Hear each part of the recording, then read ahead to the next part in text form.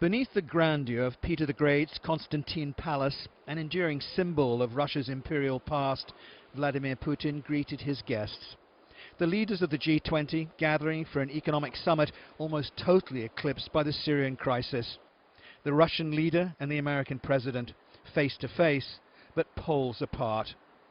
There will be no formal bilateral talks on Syria between these two leaders. "We've nothing to talk about," tweeted a senior Russian parliamentarian.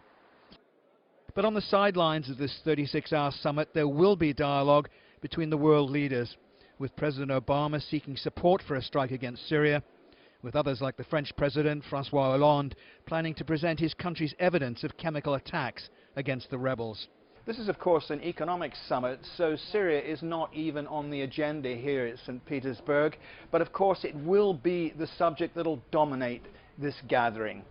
The relations between President Obama and President Putin are said to be awkward and uncomfortable. In fact, the seating plan at the conference has been tweaked to allow a little more space between the two leaders. But it's believed, despite all this, they will meet on the sidelines at some stage during this two-day summit. President Putin scheduled his first bilateral meeting with the Chinese president. China and Russia, both members of the UN Security Council, have been unrelenting in the backing of President Assad's government. China's support here not surprising. Unilateral military actions go against international law and the norms of international relations, and will further complicate the Syrian issue and cause more turbulence in the Middle East.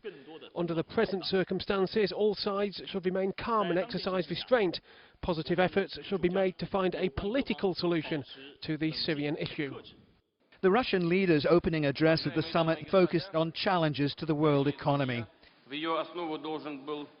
We should put together a series of coordinated steps to reduce budget deficits and levels of state debt in developed countries, to liquidate considerable gaps in world financial regulations, and to address the shortage of resources at the IMF. On the whole, the G20 has proved itself capable of finding solutions to these issues. But the crisis is expected to be raised at a working dinner later on Thursday.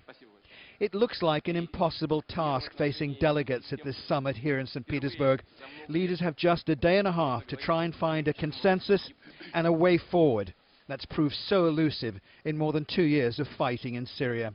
Peter Sharp, Al Jazeera in St. Petersburg.